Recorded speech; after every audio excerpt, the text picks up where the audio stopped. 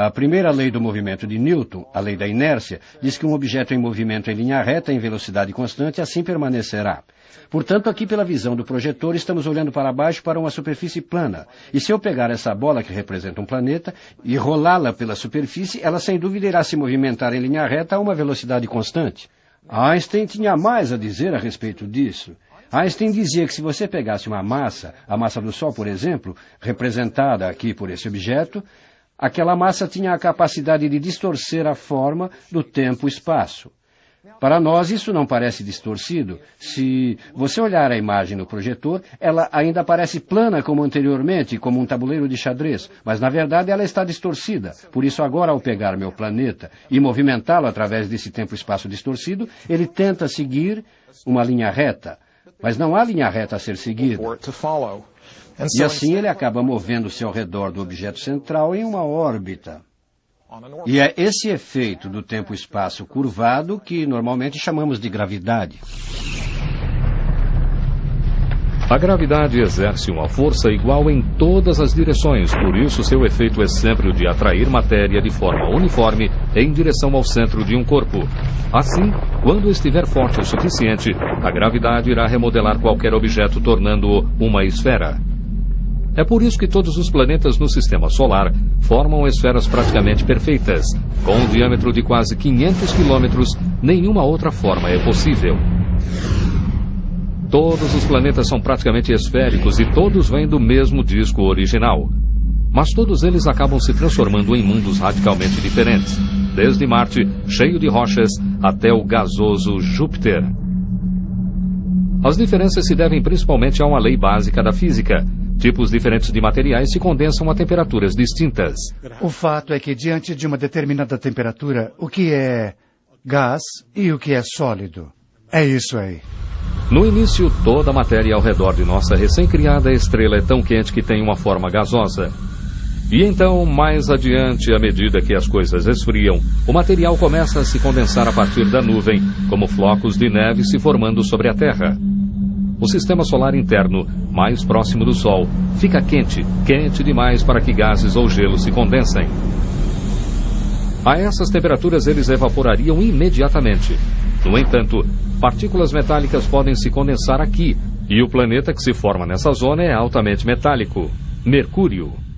O astrofísico Steve Dash é uma autoridade em formação planetária. Suas pesquisas têm-lhe mostrado quanto Mercúrio deve ser um mundo hostil. Ele não tem atmosfera, não tem oceanos, há apenas rochas.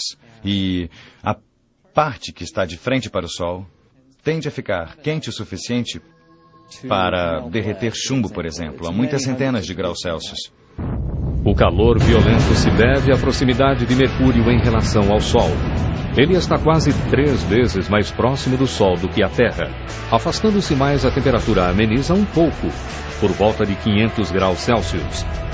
Agora, mais partículas de rochas podem se condensar. Por isso, os planetas terrestriais mais rochosos, Vênus, Terra e Marte, se formam nessa região. Como a órbita de Vênus está cerca de quase 50 milhões de quilômetros mais distante do Sol do que Mercúrio, seria de se esperar que ele fosse um lugar mais acolhedor. Vênus é provavelmente o que temos de mais semelhante em nosso sistema solar à nossa concepção do inferno. As pressões são enormes, as temperaturas são elevadas e chove ácido sulfúrico. Mais de 40 milhões de quilômetros mais distante está o planeta onde vivemos. A Terra foi apelidada de planeta Goldilocks, termo usado em astronomia para condições adequadas. Ela não é quente demais, não é fria demais e está orbitando na distância certa do Sol. E isso a torna bastante propícia para a vida. A Terra possui uma camada de ozônio para nos proteger da radiação ultravioleta danosa e um campo magnético que desvia a radiação cósmica letal. A Terra é também o único planeta interior a ter uma lua grande. Hoje, cientistas como Gary Lofgren continuam estudando as amostras lunares trazidas para a Terra pelos astronautas da Apollo mais de 30 anos atrás.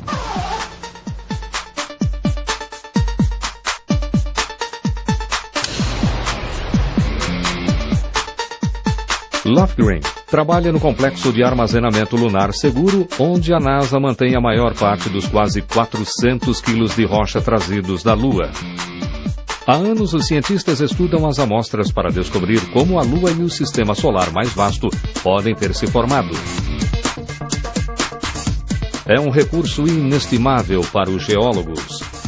E os astronautas da Apollo tiveram como prioridade máxima trazer amostras de volta, mesmo que isso significasse ignorar ordens. Neil Armstrong certificou-se de apanhar um punhado de rochas, basicamente desobedecendo as normas, meio que fugindo ao alcance da câmera de TV, o que ele não deveria fazer, e enchendo uma caixa com rochas. Quando as amostras são analisadas no laboratório, elas logo revelam informações surpreendentes. Logo percebemos que a química era muito diferente da Terra, e não se tratava do mesmo tipo que se esperaria, segundo nossas ideias, acerca da formação da Lua. As rochas lunares e, portanto, a própria Lua são mais jovens do que se imaginava até então. Todas as teorias que imaginávamos antes de irmos até lá foram-se rapidamente, e foram necessários alguns anos até que boas ideias começassem a surgir. Segundo a teoria da nebulosa, não deveria haver quantidade suficiente de resíduos do material correto da formação planetária para que luas se formassem no sistema solar interior. Isso permaneceu um enigma científico, até que depois de décadas de trabalho cuidadoso, os cientistas surgiram com uma nova teoria. Um cenário violento e devastador que envolvia a Terra, vivenciando um impacto interplanetário direto. Voltaremos a seguir com Semana do Espaço, no Nat Geo. 1969. Neil Armstrong foi o primeiro homem a caminhar sobre a Lua. Somente quando os astronautas da Apollo trouxeram amostras da Lua, os cientistas foram finalmente capazes de compreender como nossa Lua poderia ter se formado. Seu estudo de isótopos químicos nas amostras sugere que a Lua contém material que foi outrora parte da Terra, uma descoberta totalmente inesperada. Os cientistas não sabiam como explicar como esse material havia chegado até lá. Mas, finalmente, surge uma teoria nova e ousada.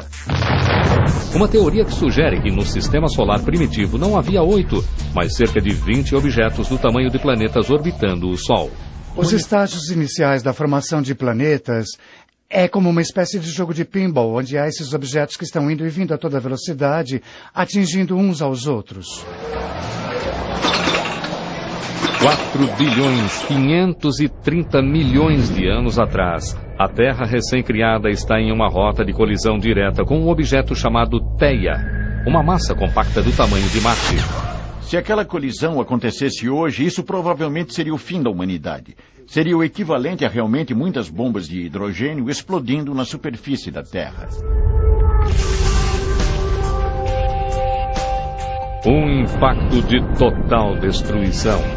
Material explosivo com tamanha força que bilhões de toneladas de rochas escapam da gravidade da Terra e são lançados no espaço. Esse material é captado pelo empuxo gravitacional da Terra e entra em órbita.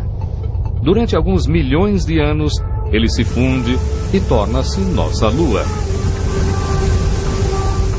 A colisão prova ainda a existência de um violento sistema solar primitivo, um período em que incontáveis corpos seguiam órbitas caóticas. Com frequência provocavam destruições, mas alguns objetos se tornaram características permanentes de nosso sistema solar. Acredita-se que os 2 satélites de Marte, por exemplo, Phobos e Deimos, tenham sido asteroides captados pela gravidade de Marte. Essas 2 luas são relativamente minúsculas. Até mesmo o corpo maior, Phobos, é apenas 1/10 do tamanho de nossa Lua.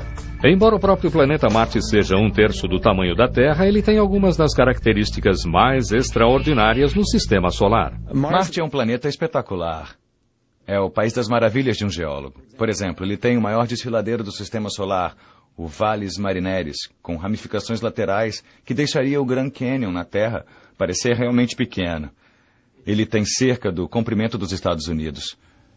Ele também tem o maior vulcão do sistema solar, o Olympus Mons, que faria o Everest parecer mínimo.